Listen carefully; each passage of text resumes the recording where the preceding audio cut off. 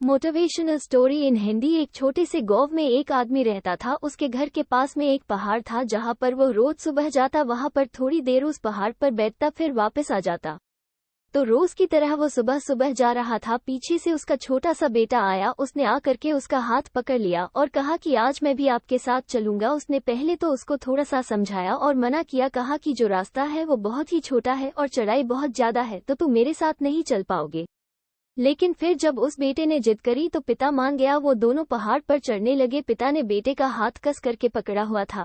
Left side में पहाड़ थी और राइट साइड में खाई थी और रास्ता बहुत ही छोटा था। वो पहाड़ की चोटी तक पहुंचने ही वाले थे, तभी रास्ते में एक बड़ा सा पत्थर आया। क्योंकि पिता उस रास्ते से रोज आता था तो उसको पता था कि वहां पर पत्थर है, तो वो साइड से निकल गया। लेकिन जो बेटा था उसका ध्यान कहीं और था, तो उसका घुटना जा करके उस बड़े से पत्थर से टकरा गया।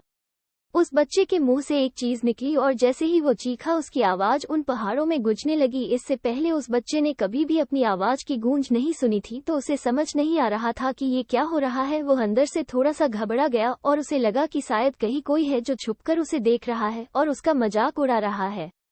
फिर उस बच्चे ने बोला, कौन हो तुम? तो जब उस बच्चे ने उस गूंज को सुना तो उसे गुस्सा आ गया। उसे लगा कि कौन है ये जो मेरा मजाक उड़ाए चला जा रहा है। फिर उसने गुस्से से कहा कि मैं तुम्हें छोड़ूंगा नहीं। और फिर जैसे ही उसने उस गूंज को सुना वो घबरा गया। उसके पिता समझ गए थे कि क्या हो रहा है। उसने अपने पिता का हाथ कस के पकड़ लिया और उनसे पूछा कि कौन है ये जो मुझे इतना तंग कर रहा है, कौन है ये जो मुझे इतना डरा रहा है। तो उसके पिता थोड़ा सा मुस्कुराए और उन्होंने खाई की तरफ देखा और जोर से बोला, मैं तुमसे बहुत प्यार करता हूँ। वो सुनकर वो बच्चा हैरान हो गया और उसे समझ नहीं आया कि हो क्या रहा है, क्योंकि वही इंसान जो उसका मजाक उड़ा रहा है, उसको तंग कर रहा है, वो उसके पिता को बोल रहा है कि मैं तुमसे बहुत प्यार करता हूँ। तो उसके पिता अपने बेटे को देखा और वो समझ गए कि उसके मन में क्या चल रहा है। और फिर दोबारा उन्होंने बोला, तुम बहुत अच्छे हो। और ये सुनकर उनका बेटा थोड़ा सा मुस्कुराया और पूछा अपने पिता से कि ये क्या हो रहा है।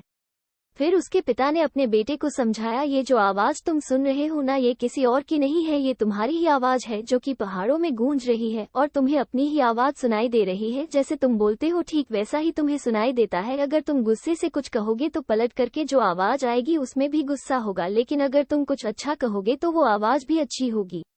बिल्कुल इसी तरह से हमारी जिंदगी में भी होता है। जैसा तुम अपने मन में इस जिंदगी के बारे में सोचते हो, ये जिंदगी तुम्हारे लिए बिल्कुल वैसी ही हो जाती है। अगर तुम मन ही मन अपने आप से ये बोलते रहोगे कि मेरी जिंदगी तो बहुत बुरी है, तो तुम्हारी जिंदगी सच में बुरी हो जाएगी। और अगर तुम अपनी जिंदगी से प्यार करोगे तो तुम्हारी जिंदगी भी तुमसे प्यार करेगी।